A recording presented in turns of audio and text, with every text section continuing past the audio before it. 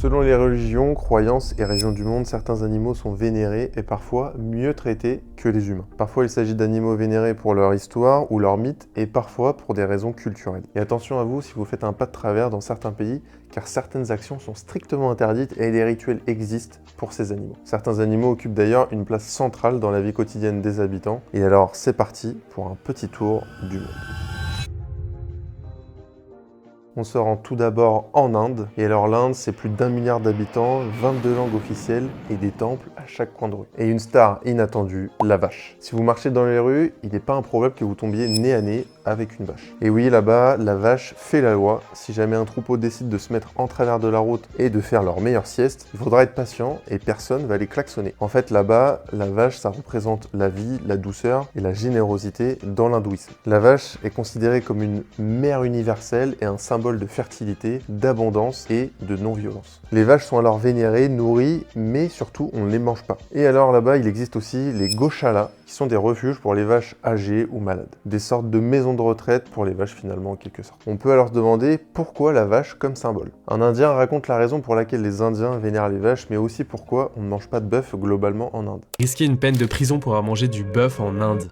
Ouais, c'est possible. Alors on sait tous que la vache a une place particulière. Mais est-ce qu'on sait pourquoi elle est si importante dans la terre des Maharajas? Eh bien c'est ce que je me suis demandé en arrivant sur place, et j'ai alors posé la question à mon ami Ritvik qui m'a hébergé quelque temps. Eating beef in India? Okay, that's not possible. Ce n'est pas possible. In India, cow has a very religious value, you know? It's because there's one god we really believed in is Krishna. He believed that cows gives us milk. According to Hindu religion, we believe that once our mothers stop lactating, right? They stop producing milk. We humans generally shift to cow milk, right? Dairy milk. And dairy milk is something which helps us get strong and, you know, we grow up while having this milk because we consume milk from cow. For Hindus, it's equally as respectful for us as our mother. If we consider a cow our mother, then how can we slaughter them and eat the flesh of our own mother? That's why we don't think of an idea of giving any harm to the cows here. If you do something with a cow in a public, I think the reaction will be worse for you. If you are hitting or doing something with someone's mother, what reaction you will get from the person, it is kind of the same reaction you will get from the people.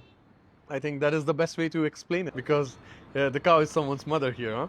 En fait, en Inde, la vache est bien plus qu'un animal domestique. Elle incarne la douceur maternelle, la générosité et la vie elle-même. Alors manger du bœuf dans la majorité des États en Inde... Ce n'est pas possible.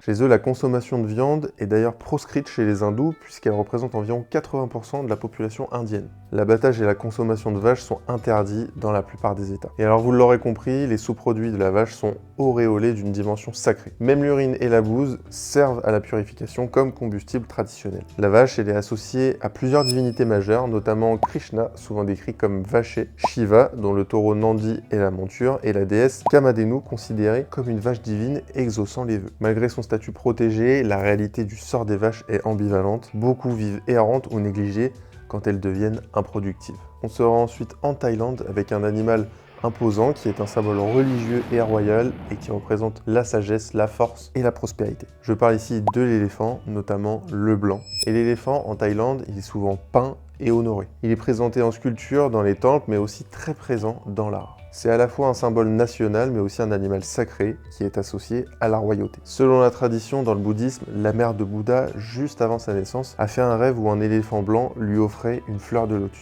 C'est de là que vient donc le fait que l'animal est béni. Dans l'hindouisme, l'éléphant est lié au dieu Indra, dont la monture est Airavata, un éléphant blanc à tête multiple. Les éléphants blancs sont plutôt rares et considérés comme la propriété exclusive de la monarchie. Donc chaque éléphant blanc ne travaille pas et est entretenu aux frais du roi. Bon, ça c'est dans l'idéal.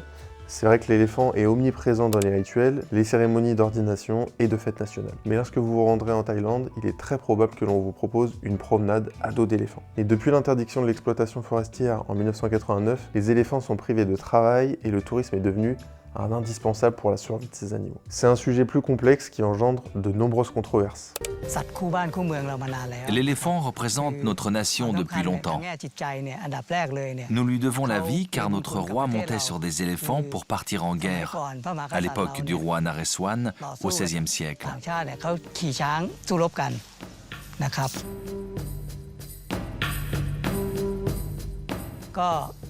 Il a délivré le pays de l'invasion birmane. Outre son rôle militaire, l'éléphant a aussi beaucoup contribué à la richesse du pays.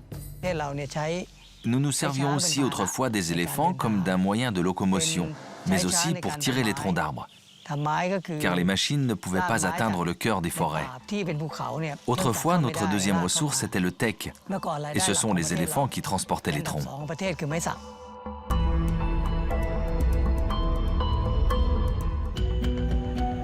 Aujourd'hui, l'industrie sylvicole s'est mécanisée et l'urbanisation galopante du pays a considérablement réduit l'habitat naturel des éléphants. C'est la principale cause de leur déclin. Depuis 1988, ils sont classés parmi les espèces menacées d'extinction.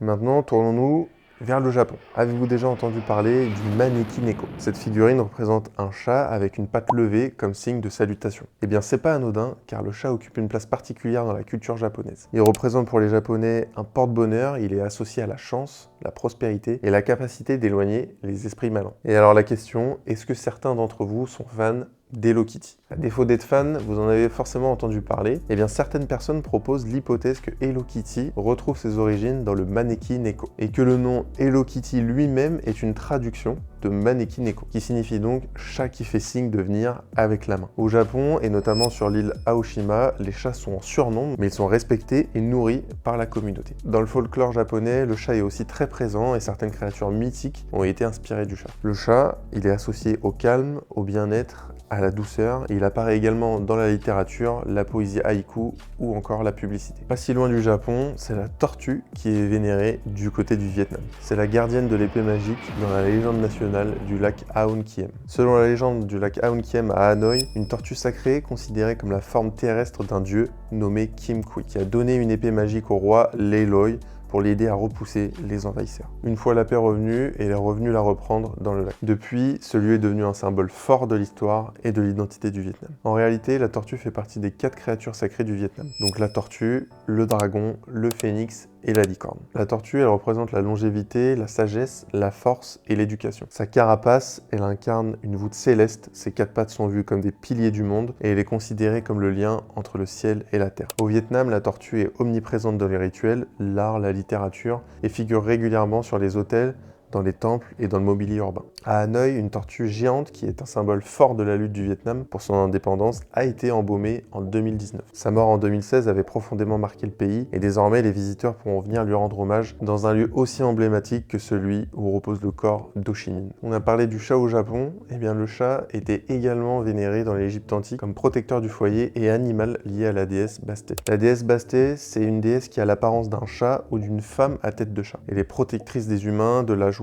et de l'accouchement. À cette époque, la profanation ou la mort d'un chat entraîner des peines sévères. Et comme on parle rarement de chats sans les chiens est un animal important au Népal, enfin plutôt célébré lors du festival Kukurtiar. Il symbolise le rôle du messager du dieu de la mort, Yama. Ce dernier est connu pour posséder 2 chiens chargés de surveiller l'entrée des enfers. Il reçoit des offrandes et des colliers fleuris en guise de respect et de l'adoration qu'ont les habitants pour lui. Ils appliquent également sur leur front de la poudre rouge, le célèbre tika, pour souligner le caractère sacré de l'animal et lui accorder une bénédiction divine. Vous imaginez bien que d'autres pays mettent en avant certains animaux pour diverses croyances, mais je vous ai présenté ici les plus importants. Et malgré le fait que les animaux soient vénérés et mis en avant, ça n'empêche pas le fait que parfois leur bien-être n'est pas protégé et certains sont même exploités. Alors avant de vous expliquer pourquoi certains animaux sont exploités ou maltraités, laissez-moi juste prendre 2 petites secondes de votre temps sur la vidéo pour vous demander de liker si le format vous plaît et de partager surtout en commentaire vos idées, vos ressentis sur le sujet. Je me ferai un grand plaisir de vous répondre. Alors dans certains pays, le statut sacré de l'animal entraîne des interdits les concernant. Violence, abattage ou encore mauvais traitement. Du coup, ça protège les animaux de tout ce qui pourrait leur arriver et il peut même arriver que la justice sanctionne lourdement ceux qui leur portent atteinte. Bon, ça c'est quand même dans le meilleur des mondes parce qu'en réalité, la vénération de ces animaux pousse aussi malheureusement à des dérives les concernant et des côtés négatifs très importants. Dans certaines sociétés, il est interdit de tuer et de maltraiter les animaux. Mais du coup, des populations entières d'animaux sacrés errent dans les rues et sont négligées. On peut prendre ici l'exemple des vaches en Inde. Les vaches sont blessées, affamées et leur prise en charge n'est n'est même pas assurée. Les animaux piétinent les cultures, propagent des maladies, provoquent des accidents de la route et peuvent devenir agressifs s'ils sont menacés. Leur bien-être, finalement, ici, on voit bien qu'il n'est pas respecté. Dans ce cas précis, la sacralisation entraîne en fait l'indifférence ou encore l'abandon complet de l'animal. A l'inverse, la sacralisation d'animaux peut utiliser les animaux dans des exploitations sociales ou économiques. L'animal,